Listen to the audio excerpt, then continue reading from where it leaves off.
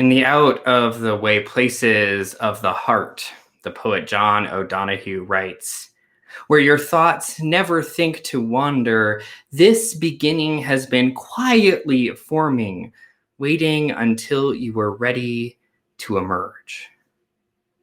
Each day, me and you, all of us, gathered in this way, all of the humans that have ever humaned, we wake up in the same paradox that each day is, in essence, the same as the last and yet entirely distinct from it.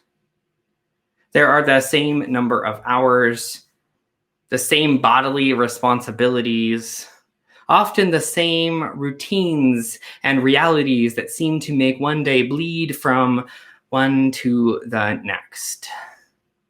It can feel as though the only ways to see the real movements of life is to zoom out beyond the time scale of a day to something larger. You know, when you flick your calendar from day view to week view and then week view to month view, and then you scroll through to see how fast the days have turned into months. And yet, each day is the same as the last, and yet it is entirely distinct. And yet everything that has ever changed occurred in those 24 hours, in the same 24 hours of a day, with the same cast, yet in different bodies of fragile, foolhardy, and faithful humans. In fact, everything in the universe conspires in each moment to manifest something distinct and unique. You are different than you were yesterday. We are different than we were 2 weeks ago. We, this global we, are transformed each and every moment into something new. It is the same, but it is different. We live in that same dual story that Dr. McCannon spoke of, at that unpredictable confluence of the slow and well-made plans, that organizing, that coalescing in microscopic and evolutionary ways, and the spontaneous evolution, the emergence of something new that is unpredictable, beyond our conceptions, of something new breaking forth in the sameness out of the sameness. This beginning has been quietly forming, waiting until you were ready to emerge, O'Donohue continues. For a long time, it has watched your desire, feeling the emptiness growing inside you, noticing how you willed yourself on, still unable to leave what you had outgrown. It watched you play with the seduction of safety and the gray promises that sameness whispered, heard the waves of turmoil rise and relent, wondered, would you always live like this? In his acceptance speech, I guess, although concession has not happened, Joe Biden used that phrase that Obama did too, and Martin Luther King as well, that finds its roots in that work of the radical Unitarian minister Theodore Parker, that the long arc of history bends towards justice, which, if you've been in a Unitarian Universalist congregation in the last 5 years, I'm pretty sure some minister has told you that that's not the entire quote. The entire quote goes something more like, I do not pretend to understand the moral universe. The arc is a long one. My eye reaches but little ways. I cannot calculate the curve and complete the figure by the experience of sight. I can divine it by conscience. And from what I see, I am sure that it bends towards justice.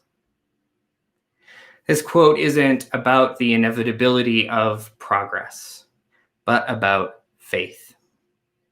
How can you complete the figure is not about experience or calculation of thought. How you divine it is by conscience.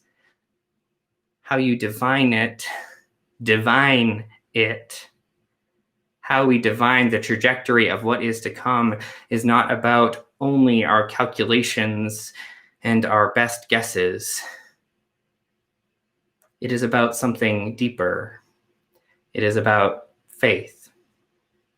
When the data runs out, when we do not know how the arc will bend, our souls long to complete the figure.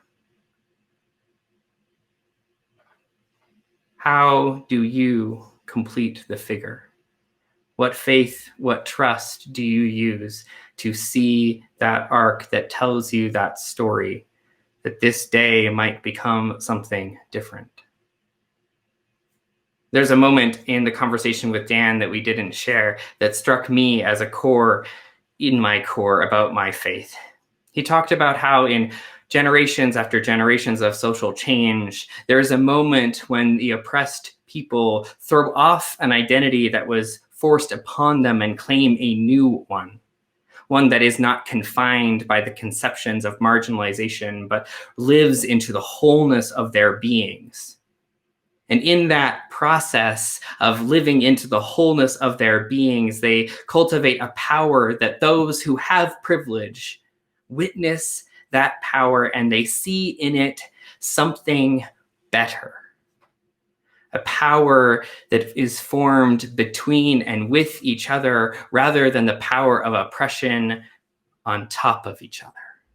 A power with, not a power over. And when Dan said that, I thought about all of the people of privilege flocking to the streets, saying the names of those people killed by police, of standing up and saying that Black Lives Matter, of witnessing the beautiful expressions in Occupy. And I realized that my faith defines the figure of the moral arc by universe by trusting that when people see this type of power, whole in its beauty, whole in its just invitation to all, whole because it is not over but is with, our hearts are transfixed and we want to be a part of it. I don't know if that's true. You could find many examples to tell me that it isn't, and yet when he said those words, something in my heart said, yes, that feels in my bones what I can trust to complete that figure. I don't know what that is for you. What compass of conscience, what uprising of faith and trust guides you to complete that figure?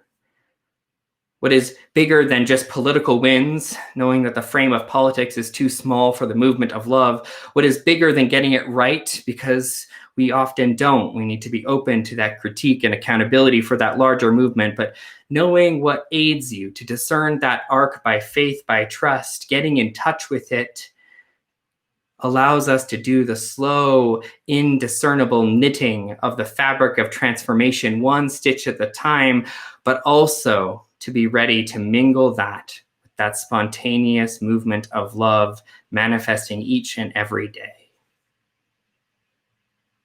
O'Donohue continues, though your destination is not yet clear, you can trust the promise of this opening. Unfurl yourself into the grace of beginning that is at one with your life's desire. Awaken your spirit of adventure. Hold nothing back. Learn to find ease in risk. Soon you will be home in a new rhythm, for your soul senses the world that awaits you. May it be so, and amen.